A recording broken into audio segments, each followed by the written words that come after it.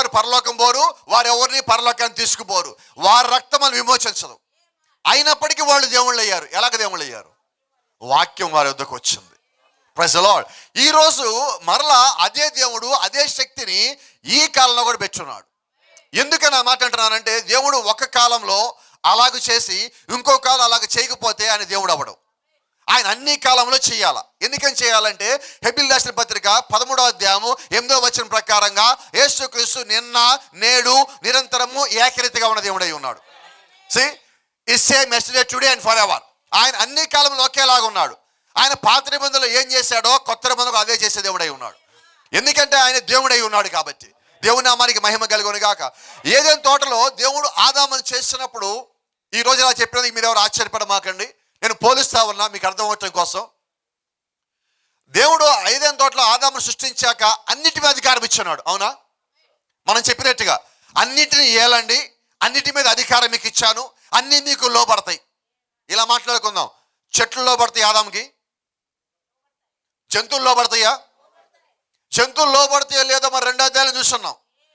ఆదాము ఒక చోట కూర్చుంటే దేవుడు ఒక చోట చూస్తూ ఉంటే ప్రతి జంతువు అలాగ వస్తూ ఉన్నది. ఆదాము ముందు నుంచుంటుంది. ఆదాము ఇంటికి పేర్లు పెడుతున్నాడు. సింహం వచ్చింది, పేరు పెట్టాడా? Praise the lord. బైబిల్లో ఒక పదం ఉంది, నిన్న చూస్తున్నా, బీమోత్. విన్నారా ఎప్పుడన్నా? బెహమోత్. అది ఇంచుమించుగా డైనోసార్ లాంటిది. Praise the lord. యోబు గ్రంథంలో 40 అధ్యాయాల్లో ఉన్నది. అది 15 వచనం నుంచి 19 వచనం వరకు ఉన్నది. అక్కడ దేవుడు దాని గురించి మాట్లాడుతున్నాడు. ఎలాగా అది దాన్ని రూపించాడు దేవుడు మాట్లాడుతున్నాడు. మీరు గమనిస్తే అది నిన్న సెర్చ్ చేస్తా ఉన్నా, అది ఈక్వల్ టు ఆల్మోస్ట్ డైనోసార్. అది అంటే ఇప్పుడు ఆదాము దగ్గరికి ఏమొచ్చింది? దానికి పేరు పెట్టింది ఎవరు ఇప్పుడు? అంటే ఇప్పుడు డైనోసార్కి అందరూ భయపడతారు, కానీ డైనోసార్ ఏమో ఆదాముకి భయపడుతుంది. భయపడమని నా ఉద్దేశం లోపడుతుంది. అవునా? ఇప్పుడు మనం చూద్దాం. సర్కస్కి ఎప్పుడైనా వెళ్ళినప్పుడు సర్కస్ లోపల రింగ్ మాస్టర్ అని ఒక అతను ఉంటాడు. అవునా? మంటతో పెట్టి ఒక రింగ్ ఇలా పెట్టి సింహాన్ని ఇట్టించి దూకమనగా దూకుతుంది. అది మనం దూకమంటే మన మీద దూకుతుంది. అది ఏంటి తేడా? దాన్ని ఎలా కంట్రోల్ చేయాలో అతనికి తెలిసినది. నా మాట మీకు అర్థమవుతుందా? ఈరోజు మనము కూడా దేవుని కుమారులు అయి ఉంటే మనము కూడా సమస్తాన్ని నియంత్రించగలము. దేవుడు అటువంటి అధికారం ఆల్రెడీ ఇచ్చున్నాడు. ఆయన ఇస్తాడంటే నమ్మనండి, ఆయన ఎప్పుడో ఇచ్చున్నాడు. ఆమేన్. నేను తరచుగా నమ్మే మాట ఈ ఉదయం మళ్ళా చెప్తా ఉన్నా. దేవుడు స్వస్థత ఈ రోజు మనకి ఇవ్వటం లేదు. ఆయన స్వస్థత ఎప్పుడో 2000 సంవత్సరాల క్రితం ఇచ్చున్నాడు. ఆయన కాచే రక్తంలో నీ స్వస్థత ఉన్నదని ఈ రోజు నువ్వు నమ్మినప్పుడు అప్పుడు నువ్వు స్వస్థత పొందుకుంటావు. అంటే నేను దాన్ని నమ్ముతున్నా, నేను దాన్ని విశ్వసిస్తున్నా, ఆ రక్తంలో నాకు స్వస్థత ఉన్నదని. కాకపోతే ఈరోజు ఆయన రక్తం కాచటల్లా. నా విశ్వాసం ఆయన తాకినప్పుడు, నా విశ్వాసం ఆయన చేరినప్పుడు, నా విశ్వాసం ఆయన రక్తాన్ని చూడగలిగినప్పుడు నా విడుదల, నా స్వస్థత దాని లోపల ఉంటుంది. హల్లెలూయా. కాబట్టి ఇప్పుడు నేనే నమ్మాలి. ఆ రక్తం ఉన్నదని నమ్మా, ఆ రక్తం మాట్లాడుతూ నమ్ముతున్నా, ఆ రక్తంలో స్వస్థత నమ్ముతున్నా, ఆ రక్తం నా పాపాలు తీసేసి నమ్ముతున్నా, ఆయన శరీరం మీద ఉన్న గాయాలు నా అతిక్రమాలు తీసేసి నమ్ముతున్నా. ఇదంతా స్వస్థతలు. ఇంతవరకు నమ్మే మనం. ఇదేంటంటే దేవుడు యొక్క కార్యాల్లో ప్రాథమికమైన కార్యాలు స్వస్థతలు. దేవుడు యొక్క కార్యాల్లో అన్నిటికన్నా గొప్ప కార్యం ఏంటంటే ప్రత్యక్షత, వాక్యం యొక్క బయలుపాటు. ఈ వాక్యం యొక్క బయలుపాటు ఎవరి యొద్దకైతే వచ్చినదో వారు స్వతంత్రించుకునే వారు అవుతారు, వారు దైవములు అవుతారు. హల్లెలూయా. ఈరోజు మనం చూడండి, చాలా సందర్భాల్లో మనం ఏం చేస్తున్నామంటే ప్రతిరోజు బైబిల్ చదవాలి అని మనం ఒక నియమం పెట్టుకున్నాం. అవునా? చాలా మందికి అది మంచి అలవాటు. అయితే వీళ్ళకున్న మంచి అలవాటు ఏమైందంటే కొద్ది కాలానికి అది ఆచారమైనది. కొద్దిమంది అంటారు, ఈరోజు బైబిల్ చదవలేదండి, నాకేదో లాగున్నది, నాకు అనీజీగా ఉన్నది. నువ్వు అనీజీనెస్ పోగొట్టుకోవడానికి బైబిల్ చదవాలని ప్రయోజనం లేదు.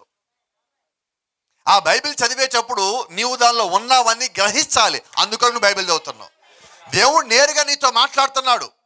దేవుడు నేరుగా నీతో మాట్లాడటం కొరకు బైబిల్ రాశాడు. అంతేగాని నువ్వు లోపల అనీజీగా ఉన్నావు కదా, తీసేసుకోవడం కోసం దేవుడు నీ కోసం బైబిల్ రాయాల. నువ్వు దేవుళ్ళో నీ స్థానం తెలుసుకున్నప్పుడు నీకు అనీజీనెస్ కూడా పోతుంది. అది అన్నిటికన్నా ఒక చిన్న లక్షణం, పెద్దది దేవుడు నీకు ఇచ్చున్నాడు. అయితే ఈరోజు మనం ఏం చేసామంటే బైబిల్ని బట్టి పట్టడంలో ఉన్న ప్రాధాన్యత బైబిల్ ప్రకారంగా జీవించడంలో మనం లేకుండా పోతున్నాం. నిజమేనా కాదండి? ఏమో గట్టిగా రాడు ఎక్కడ సమాధానం నాకు. ఒప్పుకునే వాళ్ళు వస్తే అప్పుడు అందరూ వద్దు. Praise the lord. బైబిల్ చెప్పిన ప్రకారంగా వన్య ప్రాణులతో ఆదాము మాట్లాడగలడు. నిజమేనా? ఒక చిన్న మాట చెప్తాను. మీరు ఎప్పుడన్నా మీ యొక్క జీవితంలో, వ్యక్తిగతమైన జీవితంలో మాట్లాడే చిలకని చూసారా? నేను చూశాను, అందుకని చెప్తున్నా. సౌత్ ఆఫ్రికా వెళ్ళినప్పుడు ఒక పాస్టర్ గారి ఇంట్లో నేనున్నా. వాళ్ళ ఇంట్లో జాక్ అని ఒక చిలక ఉంటుంది. అది ఒక స్పెషల్ బ్రీడ్. అది మిమిక్రీ చేస్తుంది అంతమంది వయసులో అయినా కూడా. రోజు పాస్టర్ గారు ఉదయం వచ్చి నిద్ర లేపుతాడు, 6 గంటలకి బెదర్పాల్ అని పిలిచేవాడు. ఒకరోజు ఆయన కొద్దిగా లేటుగా లేచాడు. నన్ను ఎవరో బెదర్పాల్ అని పిలిచాడు. నేను గబగబా బయటకు వచ్చి తలుపు తీసుకు ఎస్ బెదర్ అని వచ్చా. ఎవరు లేరు. ఆ చిలక పది నుంచి ఎలా చూస్తుంది నన్ను. నాకు డౌట్ వచ్చి ఇదే పిలిచిందేమోనని. అది మాట్లాడుతుందని చెప్పారు, నా ముందు అది మాట్లాడటల్లా. నేను తలుపేసేసి మళ్ళీ కొద్దిగా తీసి ఎలా చూస్తుంటే అది మళ్ళీ బ్రదర్ బాల్ అంటుంది. Praise the Lord. ఆదాం ఏం చేశాడు ఏదైనా తోటలో? You could able to speak all the animals. అన్ని జంతువులతో ఆదాం మాట్లాడగలడు. అంటే ఈరోజు చిలకలు మాట్లాడుతున్నాయి అంటే ఆ చిలకలకి ఆ భాష మాట్లాడేలాగా చేసింది కూడా ఒక మనిషే. నా మాట మీకు అర్థమవుతుందా? ఇంకోసారి మా ఇంట్లో కుక్క పిల్లలు కనిపిస్తూ ఉంటాయి. ఇలా చిటికేసి పైకి అంటే 2 కాళ్ళు పైకెత్తుతుంది. షేక్ హ్యాండ్, నీ మండే షేక్ హ్యాండ్ ఇస్తున్నాయి. ఎలా జరుగుతుంది ఇది? మీరు గమనించారు లేదో? ఏదేం తోటలో ఆదాం చేసింది అదే.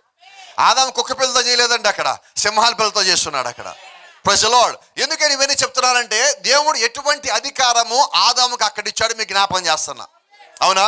ఈరోజు కొన్నిసార్లు మన ఇళ్లలోనే కోపం తెచ్చుకోమాకండి. ఇప్పుడు నా మీద అందరూ తెచ్చుకోరు. ఎవరు ఒక్కళ్ళు చేయత్తలేదు, తెచ్చుకోం పాస్టర్ గారు, కనీసం మర్యాదపూర్వకంగా మాట చెప్పట్లేదు మీరెవరు. కొన్నిసార్లు మన ఇంట్లో మన పిల్లలే మనం చెప్తే వింటల్లా, బయట వాళ్ళు ఎలాగ వింటారు? ఇంకా ఇప్పుడు మనం ఏం చేద్దాం? మనం కంప్లైంట్, నా మాట వాళ్ళు వింటలేదు. నువ్వు కంప్లైంటే చేయొద్దు అసలు. ఎందుకని కంప్లైంట్ చేయొద్దు? నువ్వు దేవుడి కుమారుడివి. నువ్వు నమ్మేవా లేదు, నేను నమ్ముతున్నా. మీరు నమ్మేవా లేదు, మిమ్మల్ని నమ్ముతాను దేవుని కుమారులని. కాబట్టి ఇప్పుడు మీరు ఎలాగ ఉండాలా? నమ్మాలి. ఏమని? దేవుడి కుమారుడు అయితే మీరు ఏం కలిగి ఉంటారు? రోమపత్రికలో ఒక మాట రాస్తుంది 8వ అధ్యాయంలో, ఎందరైతే దేవుని ఆత్మచేత నడిపించబడుతున్నారో వారందరూ దేవుని కుమారులే. ఇప్పుడు ఆదాము ఏ ఆత్మతో నడిపించబడ్డాడు? మోషే ఏ ఆత్మతో నడిపించబడ్డాడు? యెహోషువ ఏ ఆత్మతో నడిపించబడ్డాడు? హల్లెలూయా. మరి యెహోషువకి అన్ని లోబడుతున్నాయే. ఒకరోజు యెహోషువ అవసరం వచ్చి, సూర్యుడా నువ్వు అక్కడ ఆగు, చంద్రుడా నువ్వు పైకి రామాక, సూర్యుడా నువ్వు కింద దిగమాక, నువ్వు అయ్యాలోను నువ్వు గిబియాలోను అలా ఆగిపో. ఆలోచించాడా? మన ఇంట్లో పిల్ల మన మాట ఇంటల్లా. సూర్యచంద్రులు ఆగిపోయారే. ఎలాగా? ఎవరి వద్దకైతే దేవుని యొక్క వాక్యం వచ్చిందో వారు దైవములై ఉన్నారు. Praise the lord. ఇప్పుడు ఆదాం ఏమై ఉన్నాడు? చిన్న దైవం, demigod. Is not god, is demigod. చిన్న దేవుడు. మోషే ఎవరు? అహరోనికి ఫరోకి, అందరికి కాదు. ఇప్పుడు ఏదైనా తోట వరకే ఆదాము దేవుడు అండి, బయట కాదు. అవునా? ఇప్పుడు యెహోషువ ఏం చేశాడు? సూర్యుని చంద్రుని ఆపాడు. సూర్యుని సృష్టించింది ఎవరు? చంద్రుడు సృష్టించింది ఎవరు? అవి ఎప్పుడు కూడా గతులు మార్చుకున్నాయా? అవి వాడి స్థితులు మార్చుకున్నాయా? ఎన్నడూ మార్చుకోవాలా. అయితే యెహోషువ ఆగమనగా ఆగిపోయినాయి. యెహోషువ నీ వంటి వాడే, నా వంటి వాడే, నీలాగా నాలాగా పుట్టిన వాడే, భూమి మీద పాపల నుంచి వచ్చిన వాడే, ఒక స్త్రీ గర్భం నుంచి వచ్చిన వాడే, ఒక తల్లి కడగా వచ్చిన వాడే. మరి అటువంటి వాడు సూర్యుని చంద్రుని ఆపితే నేనంటున్నా, నీవు కూడా వాక్యానికి లోబడితే, దేవుని చిత్తానికి లోబడితే, దేవుని వాక్యానుసారిగా ఉన్నట్లయితే అదే దేవుడు అదే శక్తిని నీ లోపల కూడా పెట్టున్నాడు కదా. మరి అది కూడా క్రియారూపంలోకి రావాలి కదా, అది కూడా పని చేయాలి కదా. ఎప్పుడు పని చేస్తుందంటే నీ వద్దకు వచ్చిన వాక్యాన్ని నువ్వు పరిపూర్ణంగా తీసుకొని దానికి లోబడి సమర్పణ కలిగి నీ హృదయాన్ని దేవుడికి ఇచ్చి నువ్వు జీవిస్తూ ఉన్నప్పుడు అదే కార్యం నీ చేతుల్లో కూడా జరుగుతుంది. అయితే అది ఎప్పుడు జరగదో కూడా చెప్తా. నేను కూడా లోబడి, నేను సూర్యుడిని ఆపాలా, నేను చంద్రుడిని ఆపాలా, ఇది అందరికీ చూపించాలా అని ఎప్పుడైతే అనుకుంటావో చూసావా, అప్పుడు అది పని చేయదు. అవునా? ఓ సహోదరుడు ఈరోజు వచ్చేలేదు తెలియదు నాకు. పాస్టర్ గారి దగ్గర ఉంటాడు. కుమార్ అని ఒక మంచి సహోదరుడు, చాలా మంచివాడు అండి, చాలా అంటే చాలా మంచి, బాగా ఇష్టమైన వాడు. ఎట్టిగాలో వైజాగ్ నుంచి వెళ్తున్నట్టున్నాం. పాస్టర్ గారు నా తల మీద పెట్టి మీరు ప్రార్థన చేసేయండి, పరిశుద్ధాత్మ వచ్చేయాలి నాకు అన్నాడు. నా దగ్గర నుంచి ఎందుకు వస్తాను? లేదు నేను వచ్చేస్తాను, మీరు తల మీద పెట్టి అభిషేకం ఇచ్చే పరిశుద్ధాత్మ వచ్చేయాలన్నా. మేము కొంచెం పొడుగు ప్రయాణం ఉంది మాది. సోదరా, అసలు నీకు పరిశుద్ధాత్మ ఎందుకు కావాలి అని అడిగి, సరే అది వస్తారో తర్వాత మాట్లాడదా, అసలు ముందు ఎందుకు కావాలో కనుక్కుందాం కదా. క్యూరియాసిటీ ఇదేంటో తెలుసుకుందాం, ఉత్సుకత ఏంటో తెలుసుకుందామని. పాస్టర్ గారు నన్ను చూస్తే దెయ్యాలు మొత్తం భయపడి లేచి వెళ్ళిపోవాలా.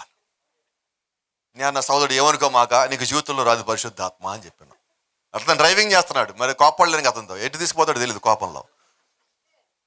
అందుకని ఆయనకి ఏం చెప్పానంటే, ఎందుకంటే నువ్వు అటువంటి ఉద్దేశం కలిగి ఉండగా దేవుడు ఒక ఆత్మ నీకు ఇవ్వడు. మీకు బైబిల్లో దానికి ఒక రుజువు చూపిస్తాను. కొత్త నిబంధనలో ఒక వ్యక్తి ఉన్నాడు, అతని పేరు కూడా సీమోనే, కాకపోతే ఇంటి పేరు గారడి అని ఉంటుంది. ఏ సీమోను? గారడి సీమోను ఏమడిగాడు? డబ్బులు ఇచ్చి అడిగాడు. వచ్చిందా? రాదండి. ఎందుకు రాలేదు? అతనికి అర్థం కాలేదు. మీకు తెలుసో తెలియదో, బైబిల్లో ఒక దెయ్యం ఉంది, ఆ దెయ్యానికి ఒక పేరు ఉంది, ఆ పేరు పూతను. ఉన్నారు పేరు మీరు? ఎందుకని పూతను దెయ్యం పౌలు మీద తిరగబడింది? వ్యాపారం. పౌలు ఎక్కడికి పోగల వాళ్ళు వ్యాపారం దెబ్బతిన్నది. Praise the Lord. అంటే ఇప్పుడు దెయ్యాలు ఏం చేస్తున్నాయి? గట్టిగా చెప్పండి బ్రదర్. వ్యాపారం చేస్తున్నాయి. అయితే కోపడమాకండి. ఇక్కడ ఎవరు లేరు కాబట్టి నేను ధైర్యంగా చెప్పాలి, వెనకాల నాకు తెలుసు కాబట్టి వాళ్ళందరూ వ్యక్తిగత జీవితాలు సాక్ష్యాలు. ఈరోజు అనేక మంది వ్యాపారాలు చేసేవాళ్ళు సేవకులు అయ్యారు, దెయ్యాల వ్యాపారాలు చేసేవాళ్ళు. అవునా? దెయ్యాలు అలా కొడతా డబ్బులు ఇవ్వండి. చిన్నదయ్యం 5,000, పెద్దదయ్యం 15,000. రెండోది మీరు గమనించారు లేదో, కొద్దిమంది అధికారం లేని సేవకులు కూడా ఉన్నారు దేవుని యొక్క సేవలో. వీళ్ళు ఏం చేస్తారంటే దెయ్యాన్ని ఎలా కొడతా అని చెప్పి ఇంట్లో కూర్చుంటారు. కూర్చొని ఆ దెయ్యం పెట్టిన వ్యక్తి దగ్గరికి వెళ్ళి జుట్టు మొత్తం ఇలా మేలేసి పట్టుకొని చెంపల మీద కొడతా ఉంటారు. ఈ చెంప చెంప, ఈ చెంప చెంప. చూసారా మీరు ఎప్పుడన్నా? మీరు గమనించలేదో, దెయ్యం పోనే పోదు. వీళ్ళు దెబ్బలు తట్టుకోలేక నేను పోయా అంటది, పోతుంది. వీళ్ళు పోగానే మళ్ళీ వస్తుంది. బైబిల్ మొత్తంలో అపోస్తలుడైన పౌలు ఎవరైనా దెయ్యాలు ఎలా కొట్టడానికి చెంపల మీద కొట్టాడా? యాప్ మండలతో కొట్టాడా? ఈత మండలతో కొట్టాడా? యేసుక్రీస్తు ఎక్కడైనా కొట్టాడా? ఎందుకంటే ఆయన ఒక మాట చెప్పాడు, గద్దిస్తాయి పారిపోతాయి అని చెప్పున్నాడు. హల్లెలూయా. ఎప్పుడు పారిపోవాలి అవి? గద్దింపు ఎక్కడి నుంచి రావాలా? నీ నోట్లోంచి రావాలా. అయితే ఆ గద్దించేది నీవు కాదు, యేసుక్రీస్తు నామములో నువ్వు గద్దించినప్పుడు, అంటే అధికారం నీలో ఉన్నప్పుడు, నువ్వు దేవుడికి లోబడినప్పుడు అవి నీకు లోబడాలా. హల్లెలూయా. జంతువులే కాదు, సూర్యచంద్రులే కాదు, వాతావరణమే కాదు, దయ్యాలు కూడా నీకు లోబడాలా నువ్వు దేవుడి కుమారుడు అయి ఉంటే. Nothing can stop you. Bible చెప్పింది మత్తయి సువార్త 16 ఒక మాట రాస్తున్నది, పాతాళ లోక ద్వారములు కూడా దేవుడి కట్టే సంఘం ఎదుట నిలువజాలవు. ఎందుకే నిలువజాలవు అంటే, దేవుడి కట్టే సంఘములో దేవుడి యొక్క ఆత్మ ఉన్నది. ఆ ఆత్మ కలిగిన వారే దేవుడి యొక్క సంఘం అయి ఉన్నారు. ఆమేన్. అపోస్తలుడైన పౌలు చెప్తా ఉన్నాడు, ఇదిగో దేవుడు కొద్దిమందిని అపోస్తలు గాను, కొద్దిమంది ప్రవక్తలు గాను, కొద్దిమందిని ఉపదేశకులు గాను, కొద్దిమంది స్వార్థికులు గాను, కొద్దిమందిని కాపర్లు గాను పెట్టున్నాడు. ఎందుకని పెట్టున్నాడు? దేవుడి యొక్క సంఘము క్షేమాభివృద్ధి కలగటానికి. క్షేమము అభివృద్ధి, క్షేమంగా ఉండాలి. క్షేమంగా ఉండటం కొరకు దేవుడు 5 రకాల పరిచారకులను పెట్టున్నాడు. ఈ 5 రకాల పరిచారకులు ఎవరంటే దేవుడు యొక్క ఆత్మ కలిగి సంఘాన్ని నడిపించే వాళ్ళు అయి ఉన్నారు. Praise the lord. ఇప్పుడు దేవుడు యొక్క ఆత్మని కలిగి సంఘాన్ని నడిపిస్తామంటే ఇప్పుడు ఆ సంఘములో ఉండేది ఎవరు?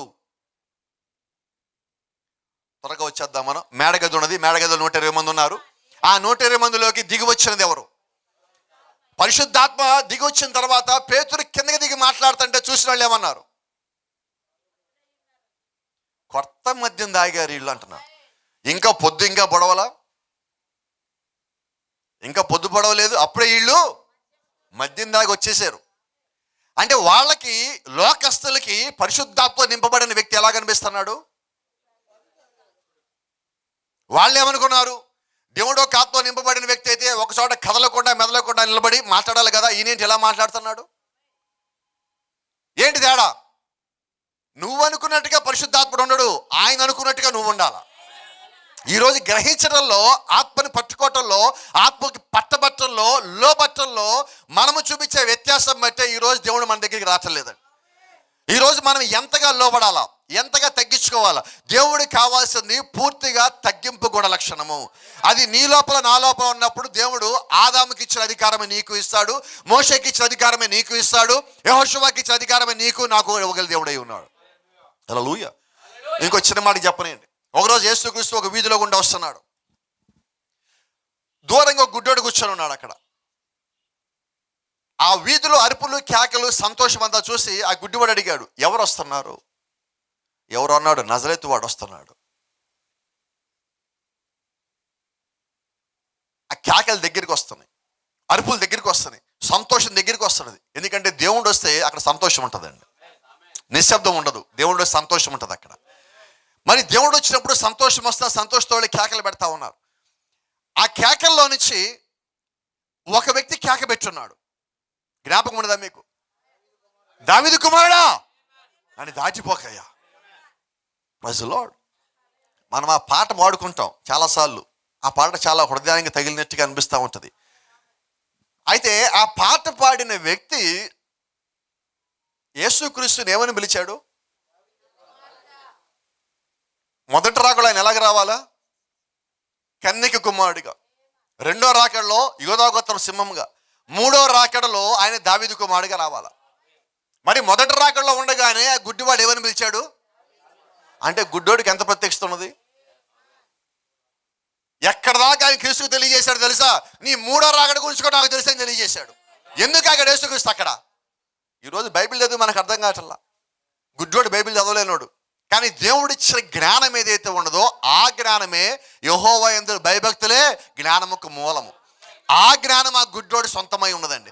ఇప్పుడు ఆ గుడ్డోడు ఏమని కేక పెట్టాడంటే, దావీదు కుమారుడా నన్ను దాటిపోకాయి అంటే యేసుక్రీస్తు వచ్చి అక్కడ ఆగిపోవాల్సి వచ్చింది. ఇలా మాట్లాడుకుందాం. ఇప్పుడు ఎర్ర సముద్రం తెరిచిన మోషే గొప్పోడా? సూర్యచంద్రులు ఆపిన యెహోషువ గొప్పోడా? యేసుక్రీస్తుని ఆపిన ఈ గుడ్డోడు గొప్పోడా? ఎవడి ప్రార్థన గొప్పదండి? వాక్యం ఎవరి వద్దకు వచ్చినో వారు దైవములై ఉన్నారు. ఇప్పుడు ఈ గుడ్డోడు ఏమై ఉన్నాడు? యేసుక్రీస్తు అవ్వడండి, వాక్యము. ఈరోజు ఆది యందు వాక్యం ఉండను, వాక్యము దేవుడు వద్దుండను, వాక్యమే దేవుడే ఉండను, ఆ దేవుడే శరీరధారి కృపాసత్ సంపూర్ణుడిగా మన మధ్యలో నివాసము చేస్తును. అంటే వాక్యమే క్రీస్తు అయి ఉన్నాడు. ఇప్పుడు ఈ గుడ్డివాడు ఎవరిని ఆపాడంటే వాక్యాన్ని ఆపాడు. కరెక్ట్గా మాట్లాడితే సృష్టికర్తను ఆపున్నాడు. అవునా? యెహోషువ సృష్టిని ఆపాడు, ఈయనేమో సృష్టికర్తను ఆపున్నాడు. ఎలాగ ఆపున్నాడు? నీకు అధికారము దేవుడు ఇచ్చున్నాడు. నువ్వు సమస్తాన్ని ఏలగలవని దేవుడు నీకు అధికారం ఇచ్చున్నాడు. నిన్ను ఏలటానికే దేవుడు భూమి మీద పెట్టున్నాడు. కాబట్టి జ్ఞాపకం పెట్టుకోండి, మన కుటుంబంలో కొన్ని సమస్యలు ఉన్నప్పుడు కొన్నిసార్లు మనం ఏం చేస్తామంటే, నాకు అసలు ఈ జీవితమే వద్దు. ఏమంటాం? వినబడండి, ఏమంటాం మనం? నా జీవితం ఇంతే, ఇంకా నా జీవితం ఒక చిరిగిపోయిన విస్తరాకు, నా జీవితం వాటర్ మానేసిన ఒక చేట, పంచబడ్డ సైకిలు. ఏంటి అన్నీ? నువ్వెవరివి? నువ్వేమనుకుంటున్నావు? అవి నిత్య జీవనంలోకి రావు, కానీ నువ్వు వస్తావు. నా మాట మీకు అర్థమవుతుందా? నీలో ఉన్న శక్తి, నీలో ఉన్న దేవుడు యొక్క పిలుపు, నీలో ఉన్న దేవుడు యొక్క తలాంతు బయటికి వచ్చే ముందు నువ్వు ఒత్తిడికి గురవ్వాలా, నువ్వు ఇబ్బందికి గురవ్వాలా, నువ్వు శోధనకు గురవ్వాలా. అవేమీ రాకుండానే నువ్వు వాటిలో నుంచి అన్ని జయించి వచ్చానని ఎలా చెప్పగలవు దేవుడి దగ్గరికి పోయి? ప్రకటన గ్రంథం 3వ అధ్యాయంలో ఒక మాట రాసి ఉంది, జయించిన వాడితో కలిసి నేను భోజనం చేస్తా. ఎవరితో సార్? ఏం జయించాలి? నన్ను చెప్పను కొన్ని మాటలు. ముందు నన్ను నేను జయించాలా, అవునా? మనం ఏం చేస్తామంటే నన్ను నేను జయించకుండా కుటుంబాన్ని జయించాలని చూస్తాం, ఫెయిల్ అవుతాం. నన్ను జయించాలని చూడక, కుటుంబాన్ని జయించాలని చూడక, అందరూ జయించాలని చూస్తాం, ఫెయిల్ అవుతాం. ఇప్పుడు సమస్య ఎక్కడుంది? దేవుళ్ళో ఉందా? వాక్యంలో ఉన్నదా? ఇంట్లో ఉన్నదా? చుట్టూదా ఉన్నదా? కాదండి. మనకు అర్థం కావాల్సి ఏంటంటే, ముందు ఏదైనా ఇక్కడి నుంచి ప్రారంభించబడాలి. Everything should start from your heart. Amen. అయితే ఈరోజు మనం ఏం చేస్తామంటే హృదయం నుంచి ప్రారంభించమండి, మాటల నుంచి ప్రారంభిస్తున్నాం. ఎందుకు ఫెయిల్ అవుతున్నాం? కొద్దిమంది చెప్తాడు, మాటలు కోటలు దాటిపోతాయి. చేతలు గుమ్మం దాటదు. మాటలు ఎక్కడ దాకా వెళ్ళిపోయినాయి? ఎటండి వెళ్ళిపోతే మాటలు హద్దు ఉంటుంది, ఏముంటుంది. కానీ చేతలు వచ్చేసరికి అన్ని రెస్ట్రిక్షన్స్ ఉంటాయి మన ముందే. నేనంటున్నా, నువ్వు దేవుడి యొక్క చిత్తంలో ఉంటే నీ మాట నీది కావద్దు, నీ నోట్లోంచి దేవుడు పలకాల. ఎప్పుడైతే నీ లోపల నుంచి దేవుడు పలుకుతా ఉన్నాడో ఆ మాటకి దేవుడు రుజువుపరిచేవాడై ఉంటాడు, దేవుడు శక్తినిచ్చేవాడై ఉంటాడు. నీలోంచి పలికే ప్రతి మాటని దేవుడు ఖచ్చితంగా నిజం చేస్తాడు. అవునా? చాలా సంతోషం అండి. అయితే ఇప్పుడు మన మాటలు ఎన్ని మాట్లాడాలా? కానీ మనం కోపపడి మాట్లాడు. ఒక మాట చెప్తాను. ఇప్పుడు కొద్దిమంది మనం మాట్లాడడం ప్రారంభించినప్పుడు ఏతో బిగిన్ చేస్తాం, కాసేపటికి ఎట్టెళ్తుంది. ఇలా చెప్తానండి, కోపం తెచ్చుకోమాకండి. కొన్నిసార్లు కొద్దిమంది పిల్లలు స్కూళ్ళలో నోట్స్లు రాస్తూ ఉంటారు, చూసారు మీరు? వైట్ పుస్తకం మీద రూల్ లేకుండా ఉండే తెల్ల పేపర్ మీద రాస్తుంటారు. ఇక్కడ బిగిన్ చేస్తారు, ఈ లైన్ అయిపోయి ఎలాగ ఇక్కడికి వస్తుంది. వేస్తానోనా? గట్టిగా చెప్పండి. ఈరోజు మనము కూడా ఏం చేస్తున్నామంటే, దేవుడు మనల్ని మన జీవితాన్ని సరిగానే బిగిన్ చేశాడు. అయితే మనము దాన్ని ఇష్టానుసారంగా మార్చుకుంటా పోతాడు, వంక తిరుగుతున్నది. అయితే ఎప్పుడైతే నీ జీవితం సరిగా లేదని నీకు తెలిసినదో వెంటనే నువ్వు చేయాల్సిన పని దేవుడి దగ్గరికి రావటం, వాక్యం దగ్గరికి రావటం, ప్రార్థనలో దేవుడిని సమీపించడం, ఆయనకి అత్యంత దగ్గరగా ఉండటము, నన్ను నడిపించు ప్రభు అని అడగటం. తర్వాత రెండోది, ఈరోజు మనం ఒక నిర్ణయం తీసుకుంటున్నాం. ఈ నిర్ణయం తప్పని తెలిసింది, రేపొద్దున ఏం చేస్తాం? ఇది సరి చేసుకోము, రెండోది తీసుకుంటాం. అది ఫెయిల్ అయ్యాం, ఏం చేస్తాం? మూడోది. ఎందుకంటే స్పీడ్గా తీసేసుకోవాలా. మనకు గుణలక్షణం ఉందండి, వెరీ వెరీ బ్యాడ్ హ్యాబిట్ అది. ఆ మాట అన్న క్షమించండి. ఏంటంటే గుణలక్షణము, నేను పడిపోయాను అని నేను ఎవడు అనుకోకూడదు, ఈ లోపలే సెట్ అయిపోవాలా. నువ్వు సరి చేసుకోవడానికి నువ్వు సమయం తీసుకోవాలంటున్నా. అపోస్తలుడైన పౌలు రాంగ్ డాక్టర్లో ఉన్నాడు, రైట్లోకి రావటానికి 3.5 సంవత్సరాలు పెట్టింది. గమలీయేలు పాదముల దగ్గర పెరిగిన వాడికి, బైబిల్ అత్యంత గొప్పగా బోధించే గమలీయేలు దగ్గర పెరిగిన వాడికి, కాలం మారినప్పుడు ఆ కాలంలో పౌలు కూడా ఉన్నాడు. కాలం మారినప్పుడు పాతకాలంలో జీవిస్తున్నాడు. కాలం మారింది, క్రీస్తు వచ్చాడు, సిలువేయబడ్డాడు, కొట్టబడ్డాడు, తిరిగి లేపబడ్డాడు. ఇవి గ్రహించడానికి గ్రంథపు చుట్టలు మొత్తం తీసుకొని పోయి అరేబియా సముద్రం దగ్గర ఒక ఇల్లెత్తుకు తీసుకొని 3.5 సంవత్సరాలు అక్కడ ఉన్నాక పౌలు తనని తెలుసుకొని అప్పుడు బయటకు వచ్చి బోధించాడు. ఆమేన్. కాబట్టి ఈరోజు మనం ఎలా సరి చేయబడాలా? రాత్రి మాట్లాడినట్టుగా గొంగళి పురుగు సీతాకోచలకి ఎప్పుడు అవుతుంది? పొద్దున్న వెళ్ళిపోయి సాయంత్రికాలు అవ్వదండి, ఇట్ విల్ టేక్ టైం. అలాగే మన జీవితం కూడా కొన్నిసార్లు సరిగా లేనప్పుడు అది సమయం తీసుకుంటుంది. ఆ సమయము దేవుడికి ఇవ్వాలి, ఆ సమయం ప్రార్థనకి ఇవ్వాలా, ఆ సమయం దేవుడి దగ్గర మనం నలగొట్టబడాలా, చిత్తగొట్టబడాలా. అప్పుడు దేవుడి యొక్క ఉద్దేశం ఏంటో మనం తెలుసుకోవాలా. అప్పుడు మనం ఏం కనుకుంటామో తెలుసా? దేవుడు అసలు నన్ను భూమి మీదకి ఎందుకు పంపించున్నాడు? What is the purpose of God to send me on this year? ఇక్కడ ఉన్న ప్రతి ఒక్కరికి దేవుడు ఏదో ఒక ఉద్దేశం పెట్టున్నాడు. ఆ ఉద్దేశం మనం నెరవేర్చడానికి ఇక్కడికి వచ్చున్నాం. ఆ ఉద్దేశం నెరవేర్చే లోపే దేవుడు మనకి ఇచ్చిన అధికారం ఉన్నది, శక్తి ఉన్నది. దాంతో మనం అన్నిటినీ ఏలవలసిన వారమై ఉన్నాం. హల్లెలూయా, ఆమేన్. ఏదైనా తోటలో ఒక మాట, అదే మానవుని యొక్క ఆరంభ స్థితి. భూమిపై ఉన్న సమస్తముపై ఆయన అధికారం ఇచ్చను. ఇప్పుడు ఆదాము పతనమోటు ద్వారా తాను కలిగి ఉన్న అధికారం అంతా కోల్పోయాను. ఎప్పుడైతే ఏదైనా తోటలో నుంచి ఆదాము ఇలా బయటికి అడుగు పెట్టాడో తనకున్న శక్తి కోల్పోయాడు, తనకున్న నిత్యజీవం కోల్పోయాడు, తనకున్న సమస్తాన్ని కోల్పోయినాడు లోపల ఉన్నది. ఇప్పుడు బయటకు వచ్చున్నాడు. ఎలాగున్నాడంటే ఇప్పుడు ఆదాము నీ వంటి వాడు, నా వంటి వాడు. ఆయన మట్టి శరీరంలో ఉన్నాడు, శక్తి లేదు, అధికారం లేదు, ఏది లోపడదు. అది ఆదాము నుంచి యేసుక్రీస్తు భూమి మీదకి వచ్చి ఆయన చిత్తగొట్టబడి సమాధిలో పెట్టేంత వరకే అది పనిచేసినది. ఆయన సమాధిలోంచి లేచిన తర్వాత ఆయన పరిశుద్ధాత్మ మనకి ఇచ్చున్నాడు. హల్లెలూయా. అపొస్తలుగా 2:30-39 ఒక మాట ఉన్నది. ఎవరైతే ప్రభువైన యేసుక్రీస్తు నామములో బాప్తిసం పొంది ఉన్నారో వారందరికీ ఈ పరిశుద్ధాత్మను వరము చెందును. ఆమేన్. ఆయన ఇప్పుడు పరిశుద్ధాత్మ అనేది అందరికి సంబంధించిందై ఉన్నది. మీరు పాత నిబంధనలో గమనిస్తే దేవుడు ఏర్పరచుకున్న వారి మీదకే దేవుడు ఒక ఆత్మ వచ్చి ఉన్నది. కానీ కొత్త నిబంధనలో మీరు గమనిస్తే యూదులు పరిశుద్ధాత్మను పొందుకున్నారు. కొర్నేలు ఇంటి దగ్గర పేతురు మాట్లాడుతున్నప్పుడు అక్కడ ఉన్న అన్ని జనులు కూడా పరిశుద్ధాత్మను పొందుకున్నారు. దాని ఒక అర్థం ఏంటంటే దేవుడు ఈ కాలంలో ఆయనకి లోబడే వారందరికీ, అనగా అపోస్తలుడైన పేతురు చెప్పినట్టుగా దూరస్తులందరికీ, అనగా దేవుడు తన యొద్దకి పిలిచిన వారి అందరికీ చెందును. ఏ వెలుగు అందరూ చెప్పినట్టుగా అంత్యకాలంలో నేను సర్వ శరీరుల మీద నా యొక్క ఆత్మను కొమ్మరింతును. ఇప్పుడు మనం జీవిస్తుంది ఆగడే కదా. దేవుడు ఆల్రెడీ ఇచ్చిన ఆత్మ మన మధ్యలో సంచారం చేస్తూ ఉన్నది. ఇప్పుడు ఆ పరిశుద్ధాత్ముడు మన మధ్యలో ఉండగా ఈరోజు నేను వాక్యానికి లోబడితే అపోస్తలుడైన పౌలు అంటున్నాడు, దేవుని యొక్క వాక్యము కేవలం వాక్యం మాత్రమే రాలేదు, కానీ వాక్యము దేవుడి యొక్క శక్తితో గెలిపొచ్చినది. ఏంటి దేవుడి యొక్క శక్తి? మేడగదిలోకి వెళ్ళి మీరు 10 రోజులు కనిపెట్టండి, లేకపోతే మేడగదికి వెళ్ళి కనిపెట్టండి. ఎప్పుడు దాకా కనిపెట్టాలా? పైనుంచి శక్తిని పొందుకునేంత వరకు. అంటే శక్తి అంటే ఏంటి? ఇప్పుడు పరిశుద్ధాత్మ. హల్లెలూయా. అంటే ఇప్పుడు అపోస్తలుడైన పౌలు ఏమంటున్నాడు, వాక్యం మాత్రమే కాదు కానీ వాక్యము శక్తితో అనగా పరిశుద్ధాత్మతో కలిపి వస్తూ ఉన్నది. ఇప్పుడు వాక్యం ఎవరి వద్దకు వచ్చినదో వారు దైవంలో ఉన్నారు. ఎలాగై ఉన్నారు? వారి దగ్గరికి వాక్యం మాత్రమే కాదు పరిశుద్ధాత్మ కూడా వచ్చున్నాడు కాబట్టి. ఆమేన్. ఇలా మాట్లాడుకుందాం. యేసుక్రీస్తు నీడబడి పైకి లేచిన వాళ్ళు ఎంతమంది? యేసుక్రీస్తు నీడలో రోగులు ఎంతమంది స్వస్థత పొందుకున్నారు? ఎవరు పొందుకోలా? మరి పేతురు నీడలో ఉండి స్వస్థత పొందుకున్నారు కదా. మరి ఇదేంటిది? ఇప్పుడు పేతురు నీడలో శక్తి ఉన్నదా? లేదండి. పేతురులో ఉన్నదా? లేదండి. ఇప్పుడు పేతురులో నీడలోకి వచ్చిన రోగులు స్వస్థపరిచింది ఎవడు? పేతురు నీడ? పేతురా? పేతురు కాదు, పేతురు నీడ కాదండి. వాక్యం తెలిసిన వాళ్ళు అంటారు, స్వస్థపరిచిన దేవుడు అంటారు. ఆమేన్. ఇప్పుడు పేతురుకి అధికారం ఇచ్చింది ఎవరు? దేవుడు. ఆమేన్.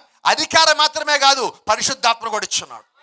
మీరు జాగ్రత్తగా గమనిస్తే ప్రభువైన యేసుక్రీస్తు దగ్గర పరలోక రాజ్యం తాళం చెవులు లేవండి, పేతురుకి ఇచ్చున్నాడు.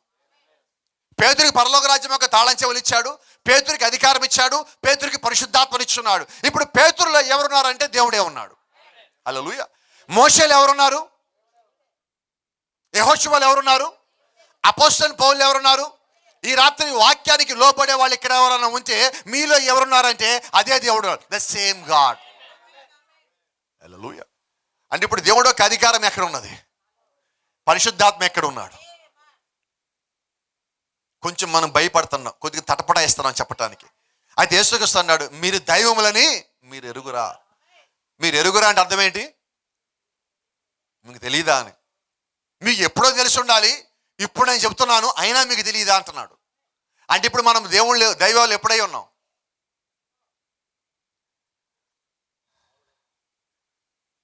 గట్టిగా చెప్పండి. ఎప్పుడు మనం అయి ఉన్నాం? Before the foundation of the world. ఇప్పుడు మొట్టమొదటి మాట దగ్గరికి వద్దాం. దేవుడు మన స్వరూపమందు మన పోలిక చొప్పున. ఎవరి స్వరూపమందు? ఇప్పుడు దేవుడు ఇక్కడ మన అంటుంది ఎవరిని? కొద్దిమంది అంటారు అదిగో అక్కడ తండ్రి, కుమారుడు, పరిశుద్ధాత్ముడు ముగ్గురున్నారు, లేరంటారు ఏంటి? అక్కడ ముగ్గురు రాయాల, మన అని ఉన్నది. మన అంటే ఇద్దరు అంతకన్నా ఎక్కువ అని. ఎంతమంది తెలియదు. దేవుడు యోబుతో ఒకసారిగా మాట అన్నాడు, యోబు నేను భూమికి పునాది వేయడానికన్నా ముందు నువ్వు ఎక్కడున్నావు? ఎలాగా? నరులు ఎప్పుడు పుట్టారు? భూమికి పునాది వేసాక 6వ దినమున. అదే మనం చదువుకున్నాం. అందరికన్నా చివరి వచ్చింది మనం. మరి ఇప్పుడు దేవుడు ఏమంటున్నాడు? యోబు నేను భూమికి పునాది వేయడానికన్నా ముందు నువ్వు ఎక్కడున్నావు? పరలోకంలో దేవుడి యొక్క కుమారులు జై దేవుళ్ళు చేస్తారు, వారి మధ్యలో ఉన్నామన్నాడు. అంటే ఇప్పుడు యోబు ఎప్పుడున్నాడు? ఇప్పుడు దేవుడు ఇక్కడ మన అంటుంది ఎవరిని? ఇంకా క్లారిటీ రావట్లేదు. ఇంకో మాట మాట్లాడుతుంది. ఎఫెసీయుల పత్రిక 1:6లో ఉన్నది. దేవుడు జగతి పునాది కన్నా ముందుగానే ఆయన ప్రేమ చేత మనలను క్రీస్తులో ఏర్పరచుకొనును. దేవుడు మనల్ని ఎప్పుడు ఏర్పరచుకున్నాడు? అంటే పునాది వేసిన తర్వాత 6వ దినం ఆదాము వచ్చాడు, అంటే అప్పటికే మనం ఆయనలో ఉన్నాం. యోబు ఎప్పుడున్నాడు దేవుళ్ళలో? జగతి పునాది కన్నా ముందుగానే. అయితే అక్కడ దేవుడు ఇంకొక మర్మయుక్తమైన మాట మాట్లాడాడండి. యోబు నువ్వు ఎక్కడ ఉన్నావు? పరలోకంలో దేవుని యొక్క కుమారులు జై అలా చేస్తావు అంటే నువ్వు వారి మధ్యలో ఉన్నావు. అంటే యోబే కాకుండా ఇంకా దేవుని కుమారులు అక్కడ ఉన్నారు. అర్థమవుతుందా? అంటే ఇప్పుడు మనం ఎప్పటి వారం? ఎక్కడ వారం? మనం ఇప్పుడు వాళ్ళం కాదు, ఇక్కడ వాళ్ళం కాదు. అంటే ఎప్పటి నుంచి మనం ఉన్నామంటే వాక్యానుసారంగా మాట్లాడితే జగత్ పునాది కన్నా ముందు మనం ఉన్నాం. ఆమేన్. ఇప్పుడు దేవుడు ఇక్కడ ఎవరితో మాట్లాడుతున్నాడు? మన పోలిక చొప్పున మన స్వరూపములో. ఇప్పుడు దేవుడిది మనదే పోలిక, దేవుడిదే పోలిక. ఇక్కడ దేవుడు మాట్లాడేది ఏంటంటే ఆత్మ సంబంధించినది. హల్లెలూయా. యోహాను సువార్త 4:24, దేవుడు ఆత్మ గనుక ఆయన ఆరాధించువారు ఆత్మతోనూ సత్యముతోను. రోమాపత్రిక ఏమంటుంది మళ్ళా, ఎందరైతే దేవుడు యొక్క ఆత్మ చేత నడిపించబడతారో, మేడగదిలో వాళ్ళు పొందుకున్న దేవుడు యొక్క ఆత్మ, కొన్నేళ్ళ ఇంటి దగ్గర వాళ్ళు పొందుకున్న దేవుడు యొక్క ఆత్మ, మేడగది నుంచి కిందకి దిగాక వాళ్ళు పొందుకున్న దేవుడు యొక్క ఆత్మ. దేవుడు వారికి ఇచ్చినది దేవుడు యొక్క ఆత్మ. ఎవరైతే దేవుడు యొక్క ఆత్మను పొందుకున్నారో వారు శక్తిని పొందుకున్నట్టు, వారు అధికారం పొందుకున్నట్టు, వారు సమస్తాన్ని జయించేవారై ఉన్నారు. హల్లెలూయా. ఇందా చెప్పినట్టుగా ప్రకటన గ్రంథం 3వ అధ్యాయం రాసిన మాట మళ్ళీ మీకు జ్ఞాపకం చేస్తున్నాం, ముగింపుకు వచ్చున్నాం. ఎవరికైతే దేవుడు ఆయన యొక్క ఆత్మనిచ్చారో వారు భూమి మీద అన్ని జయించే వాళ్ళై ఉన్నారు. హల్లెలూయా. కాబట్టి ఈరోజు మనం అన్ని జయించాలంటే ముందుగా దేవుడు మనకు కావాలా, వాక్యం మనకు కావాలి, ఆ తర్వాత దేవుడు యొక్క ఆత్మ మనకు కావాలి, ఆ తర్వాత మనం జయించే వారిగా మారుతాం. ఏమీ లేకుండా నేను జయించాలంటే మనం ఫెయిల్ అవుతాం. అవునా? ఒక చిన్న మాట చెప్తాను. ఒకసారి ఒక కుటుంబంలో రాత్రంతా ఒక ఇంట్లో భార్యాభర్తలు బాగా గొడవ పడ్డారు. పొద్దున ఇంటి పక్కన అడుగుతుంది, ఏమ్మా రాత్రి అంతా గొడవ పడ్డారండి? లేదు, మా అబ్బాయిని ఇంజనీరింగ్ చేయాలా, డాక్టర్ని చేయాలని గొడవ పడుతున్నాం మేము అన్నది. అదేంటమ్మా, అబ్బాయిని అడిగితే సరిపోద్ది కదా, ఇంకా వాడు పుట్టలేదండి అని.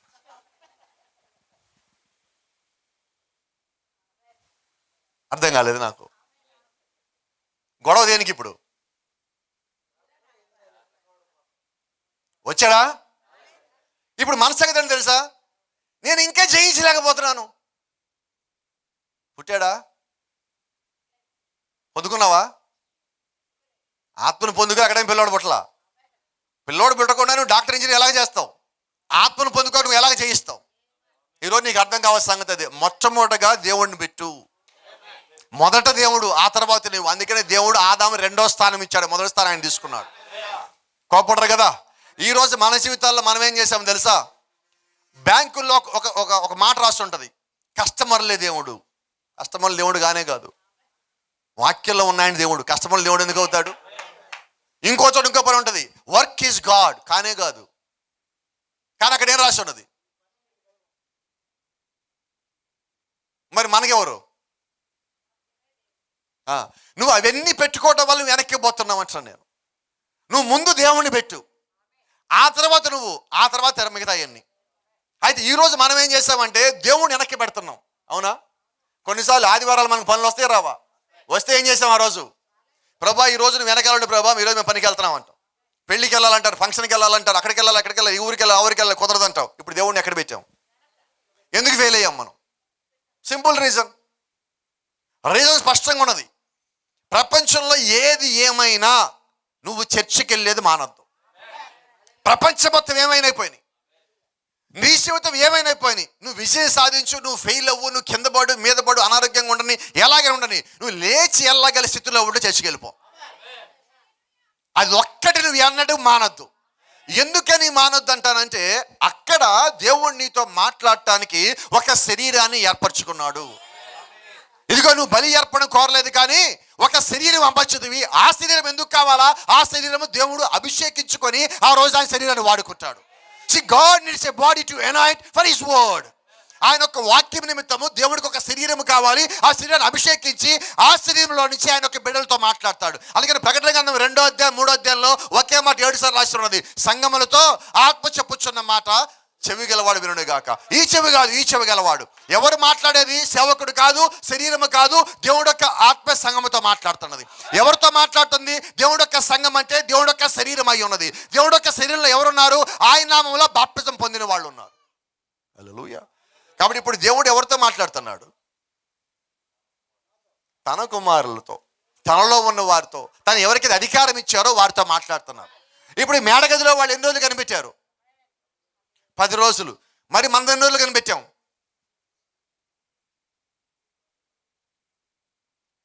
ఆన్సర్ మనకు సమాధానం దొరకట్లేదు. ఎన్ని రోజులు కనిపెట్టాం?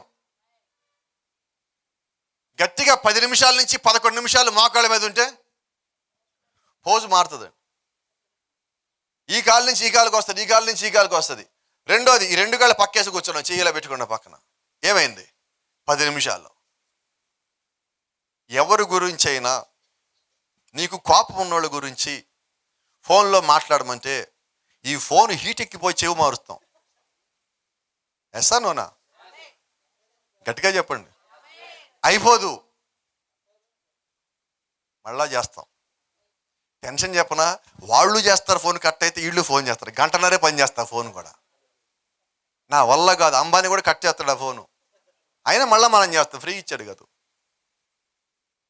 అయితే నువ్వు ఎప్పుడన్నా దేవుడితో మాట్లాడితే దేవుడు నిన్ను కట్ చేశాడా? మాట్లాడాం మనం, అసలు కట్ చేసేదాకా ఎప్పుడుంటే మనమే కట్ చేసి వెళ్ళిపోతున్నాం. అయ్యో కోపడ మాకండి, ఒక మాట చెప్తాను, కోపం తెచ్చుకోరు ఎవరు? మీరు తెచ్చుకుని నాకు తెలియదు, రేపు వెళ్ళిపోతాక నేను. కొద్దిమందికి ఒక అలవాటు ఉన్నది, కోపం వస్తుంది. భార్య ఫోన్ చేస్తే ఏంటి చెప్పు, ఆ తర్వాత చేస్తలే. వేస్తానున్నా. మిగతా వాళ్ళు ఫోన్ చేస్తే చెప్పు, ఎక్కడ ఉన్నావు, ఎలా ఉన్నావు, ఏంటి అప్పుడేనా, మాట్లాడు కాసేపు. ఇదేంటి సార్ ఇది? భార్య నీలో భాగం, నీ మాటలని ఆమెకి ఇవ్వాలా, నీ సమయం అంతా ఆమెకి ఇవ్వాలా, అవునా కదా? ఆదాములో అవ్వ సగం, క్రీస్తులో నువ్వు సగం. నువ్వు క్రీస్తుకి ఈరోజు భార్య అయి ఉన్నావు కాబట్టి నీ సమస్తాన్ని నువ్వు క్రీస్తుకి ఇవ్వాలా. క్రీస్తు సమస్తం నీకు ఇచ్చేస్తున్నాడు. హల్లెలూయా. ఈరోజు అపోస్తలుడైన పౌలు ఒక మాట అంటాడు, ఇదిగో మిమ్మల్ని అందరినీ ఒక్కడే పురుషుడికి ప్రదానం చేసి తిని, మీ ప్రదానం అయిపోయింది, నీ సంబంధం లేదు, ప్రదానం చేశాడు ఆయన. ఎందుకంటే దేవుడు ఒక అధికారం కలిగి ఉన్నాడు, sovereignty power. Do you know what is the exact meaning of the sovereignty? సార్వభౌమాధికారం అంటే ఎవరు పర్మిషన్ తీసుకోరు. సార్వభౌమాధికారం అంటే వాళ్ళు ప్రకటించడమే, అది దేవుడు కలిగి ఉన్నాడు. ఈరోజు నీకు అధికారమే, ఆయన సార్వభౌమాధికారం కలిగి ఉన్నాడు. నీకు అధికారం నువ్వు అందరికీ చెప్పాలా, ఆయనకున్న సార్వభౌమాధికారం బట్టి ఎవరికి చెప్పక్కర్లా. ఎలాగంటారా? దేవుడు మిమ్మల్ని అడిగి మీ పర్మిషన్ తీసుకొని మిమ్మల్ని ఈ గాజువాకలో భాస్కర్ వారి కుటుంబంలో పుట్టించలా, అవునా? నిజమానే కదా? మన పిల్లలు ఉన్నారు ఇక్కడ, ఒకడే చేతున్నారు, ఇంకొకరు కనబడలేదు నాకు. సరే మంచిది. ఎందుకన్నానంటే భాస్కర్ రావు గారిని పర్మిషన్ అడగలేదండి దేవుడు, నేరుగా పంపించేస్తున్నాడు. ఆమేన్. ఎందుకని పంపించారంటే ఆయన అధికారం కలిగి ఉన్నాడు, సార్వభౌమాధికారం కలిగి ఉన్నాడు. అలాగే ఈ రోజు అదే దేవుడు తనకున్న సార్వభౌమాధికారంతో మనకి పరిశుద్ధాత్మ కూడా పంపించున్నాడు. Amen. Without taking permission from you and me. నీ నుంచి నా నుంచి పర్మిషన్ లేకుండా దేవుడు అది ఇచ్చేస్తున్నాడు. కాబట్టి ఈ రోజు నీవు నేను ఏం చేయాలంటే క్రీస్తుకి మనం ఎక్కువ సమయాన్ని ఇవ్వాలా, అవునా? Praise the lord. ఓ చిన్న మాట చెప్తాం మళ్ళీ ముగింపులో. కొంచెం ఇటు పక్క నుంచి కోపం వస్తుందేమో, కొంచెం పర్వాలేదు అనుకుంటున్నాను, వెయిట్ చేద్దామైనా చూస్తాను. స్త్రీలమ్మ దయచేసి మీరు ఒక మాట వినండి, సందర్భం వచ్చింది కాబట్టి చెప్తా ఉన్నా నేను. ఒకరు ఒక వస్త్రాన్ని కనుక్కున్నారు, అది మరి దివ్య వస్త్రం అంటారో దాన్ని ఏ వస్త్రం అంటారో నాకు తెలియదు. దాని పేరు నైటీ అంటారు. దివారాత్రాలు ధరిస్తారు దాన్ని. పండక్కి చీర కొనకపోతే ఇంట్లో ఊరుకోరు, కొత్త డ్రెస్ కొనకపోతే ఊరుకోరు. నెల రోజుల ముందు నుంచే ఇంట్లో ప్రసంగం స్టార్ట్ అవుతుంది. ఈ పోరుబల్లా కొంటారు వాళ్ళు. ఈ కొన్నయన్నీ బీరువాలో ఉంటాయి, బీరువా ఫుల్ కనబడాల. వీళ్ళు మాత్రం ఉదయాన్నే నైటీలో ఉంటారు, మధ్యాహ్నం నైటీ, రాత్రి నైటీ. భర్త వెళ్ళేటప్పుడు నైటీలో ఉంటారమ్మా, రాత్రి ఇంటికి వచ్చేటప్పుడు నైటీలో ఉంటారమ్మా. ఏంటంటారా ఈ మహాత్యం ఏంటి? కోపర్రు కదా. పొద్దున ఇంటికి వెళ్ళేటప్పుడు భర్తకి కాఫీ ఇస్తారు, ఇప్పుడు చూస్తారు మీరు. ఈస్ట్ వెస్టర్న్ రెండు ఉంటాయి అమ్మా. చెప్పండి, మీకు తెలుసు, కొద్దిమంది నా ముఖం చూస్తే మీకు అర్థమవుతున్నది. ఇదేమో ఇటు పక్కకు ఉంటుంది, ఇదేమో ఇటు పక్కకు ఉంటుంది. ఆ దివ్య వస్త్రంలో వస్తారు, వచ్చి కాఫీ తాగుతావా అంటారు పొద్దున్నే. కొన్న బట్టలని దేని ఎవరి కోసం? అది ఒక స్త్రీ ఎవరి నిమిత్తం అలంకరించబడాలంటే నిశ్చయంగా నీ భర్త నిమిత్తం అలంకరించబడాలి. ఎందుకు సమస్యలు వస్తాయి ఇళ్లలో? ఇదొక సమస్య అమ్మ, ఇదే అంటల్లా, ఇదొక సమస్య అంతే. అన్నిటిలో ఇది కూడా ఒకటి, అవునా? పెళ్ళికి వెళ్దామనండి, దివ్య వస్త్రంలో రారు. ఏంటి కారణం? అప్పుడు తీస్తారు. ఎక్కడెక్కడ అన్నీ తీస్తారు. దాన్ని సైజ్ చేసేదంతా అప్పుడే, ఆ మహిమకరమైన పనులను అప్పుడే స్టార్ట్ అవుతాయి. ఎందుకని ఈ మాట అంటున్నానంటే, ఇప్పుడు అవన్నీ తీసి వీళ్ళు పెళ్ళికి రెడీ వెళ్తున్నారు. నేనంటే రెడీ అయ్యేది నువ్వు ఎవరి కొరకు? నీ భర్త కొరకు నువ్వు రెడీ అవ్వాలి. ఫస్ట్ నీ హస్బెండ్ అవుతాం. అలాగే బైబిల్లో అపోస్తలుడైన పౌలు ఉన్నాడు, మీరు మీ భార్యలను ప్రేమించండి. ఈరోజు భార్యలను ప్రేమించడం అంటే చాలా మంది అనుకుంటే నేను బట్టలు కొనేసా కదా, ఆయనకి కావాల్సిన ఫుడ్ పెట్టేసి అన్ని ఏర్పాటు చేసా, ఇంకంతగా ఇంకేం కావాలి? కాదండి, నువ్వు కావాలి. నా మాట మీకు అర్థమవుతుందా?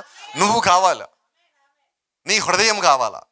మనమేమనుకుంటామంటే అన్ని ఏర్పాటు చేసేగా ఇంకా ఏంటి గొడవ? ఇంకా గొడవ కాదు, నువ్వు కావాలా. నీ ఇంట్లో స్థలం కదా ఆమె కోరుకున్నది, నీ హృదయంలో స్థలం కోరుకున్నది. నా మాటలు మీకు అర్థమవుతున్నాయా? Praise the lord. కాబట్టి ఈరోజు క్రీస్తు ఆయన హృదయం నీకు ఇచ్చున్నాడు. ఇప్పుడు క్రీస్తు ఏం కోరుకుంటున్నాడంటే, నీ ఆత్మీయమైన భర్తగా ఆయన నీ హృదయంలోకి రావాలని కోరుకుంటున్నాడు. నీ లోపల నివాసం చేయాలని కోరుకుంటున్నాడు. ఆయనగా నీ లోపలికి వస్తే నిన్ను ఆయనలాగా మార్చాలని ఆశపడుతున్నాడు. నేను ఇక్కడి నుంచి ఆయన పరలోకం తీసుకుపోతానని వాగ్దానం ఇచ్చున్నాడు. ఈ వాగ్దానం అందరిది కాదు, ఆయన యొక్క కుమారులది కుమార్తెలది అయి ఉన్నది. ఆయన ప్రేమించిన వారిదై ఉన్నది, ఆయన కొరకు జీవించే వారిదై ఉన్నది. ఆయన ఎవరికైతే అధికారం ఇచ్చారో వారు అన్ని జయించేవారై ఉన్నారు. వారి కొరకు దేవుడిచ్చే కృప అయి ఉన్నది. ఆమేన్. కాబట్టి ఇప్పుడు దేవుడు మనల్ని ఎందుకు పెట్టాడు? జయించడానికి. చాలామంది భార్యలు భర్తలు వాళ్ళ ఇంట్లో వాళ్ళిద్దరిని జయించలేకపోతున్నారు. వీళ్ళిద్దరు కలిసి అందరం జయించాలనుకుంటారు. కొప్పరమాకండి, ముందు ఒకరినొకరు ప్రేమించండి. మీరు జయించాలంటే ముందు చేయాల్సింది ప్రేమించటం. ఆమేన్. మీరు జయించాలంటే ఏం చేయాలా? గట్టిగా చెప్దామా? Praise the lord. దేవుడు ఈరోజు మనకి అధికారం ఇచ్చాడు, శక్తినిచ్చాడు, వాక్యంనిచ్చాడు, మనల్ని దైవంలో చెప్పాడు, దేవుడు యొక్క దూతలకి తీర్పు తీర్చేవాళ్ళని చెప్పాడు, మీరు ఏలనని చెప్పాడు. ఇవన్నీ ఉన్నాయి, కానీ వీటన్నిటికీ నీకు కావాల్సింది మొట్టమొదటిగా ప్రేమ కావాలా, దేవుడికి లోబడే గుణం కావాలా, దేవుడికి నువ్వు సమయాన్ని ఇచ్చేవాడిగా ఉండాలి. ఇవేమీ లేకుండా నువ్వు ఎంత గొప్ప వాక్యం కలిగి ఉన్నప్పటికీ, నువ్వు ఎంత గొప్ప స్థితిలో ఉన్నప్పటికీ నువ్వు దేవుడి దృష్టిలో ఫెయిల్యూరే. అపోస్తలుడైన పౌలు చెప్పట్లేదా, నేను గణగణగే గంట వలె ఉన్నాను, ప్రేమ లేకపోతే వ్యర్థుణ్ణి. సమస్తం నేను కలిగి ఉన్నాను, ప్రేమ లేకపోతే వ్యర్థుణ్ణి. నేను కొండలు పెకిలించగల శక్తి కలిగి ఉన్నాను, ప్రేమ లేకపోతే వ్యర్థుణ్ణి. నువ్వు ప్రేమ లేకపోతే దేవుడి దగ్గరికి రాలేవు. ఆమేన్. ఇంట్లో భార్య భర్త ఒకరినొకరు ప్రేమించకపోతే దేవుడి దగ్గర ఎలా రాగలరండి? అవునా? ఇంట్లో సమాధానం లేకుండా దేవుడి దగ్గర ఎలా రాగలరండి? మనం సమాధాన పరచమని దేవుడు చేస్తున్నాడు. ఒక భార్యని భర్తని దేవుడు ఎందుకు చేశాడంటే, మీరిద్దరు కాదు ఒక్కటి అన్నాడు దేవుడు. శరీరాలు రెండే, కానీ ఆత్మ ఒక్కటే, హృదయం ఒక్కటే, ఆలోచన ఒక్కటే, మాట కూడా ఒక్కటై ఉండాలి. ఆమేన్. కాబట్టి ఈరోజు యేసుక్రీస్తు వరుడై ఉంటే, భూమి మీద ఉన్న ఆయన శరీరం అనే సంఘం వధువై ఉంటే, క్రీస్తు ఒక మాట చెప్పడు, సంఘం ఒక మాట చెప్పడు, ఇద్దరు చెప్పేది ఒకటే మాట అయి ఉంటుంది. ఒక కుటుంబంలో నిజంగా దేవుడు ఉన్నాడా లేదా తెలియాలంటే, భార్యని భర్తని విడివిడి గదిలో కూర్చోబెట్టి ఒకే ప్రశ్న అడిగితే ఇద్దరు సమాధానం ఒకటే చెప్పాలా? వస్తుందా ఈరోజు? మరి ఇప్పుడు దేవుడు మనల్ని ప్రేమించాడు, ఇప్పుడు మనమేం చేయాలా? నేను ధైర్యంగా చెప్తాను, ప్రాపర్ నా మీద మనలో ఇక్కడ ఉన్న చాలా మందికి ఇంకా దేవుడి ప్రేమ అంటే తెలియలా. దేవుడి ప్రేమ ఎప్పుడైతే తెలిసిందో మనం అన్నిటినీ పక్కకి నెట్టి దేవుడి దగ్గరికి వెళ్ళిపోయేవాళ్ళకి ఉంటాం. కాబట్టి ఏలటం అంటే దేవుడి దగ్గర తిరిగిపోవటం, ఏలటం అంటే ఇక్కడ ఉన్నదాన్ని జయించటం. అపవాది సృష్టించిన వాటి మధ్యలో నుంచి మనం దేవుడిని ఎరిగి ఆయన దగ్గరికి వెళ్ళటం కొరకు దేవుడు అన్ని ఇచ్చున్నాడు. అది మనం గ్రహించినప్పుడు మనం ఎన్నడూ పడిపోయేవాడిగా ఉండము. God bless you. దేవుడు మిమ్మల్ని దీవించును గాక. షాలోమ్. మరి తిరిగి దేవుని యొక్క సేవకులకి సమయాన్ని అప్పగిస్తా ఉన్నాను.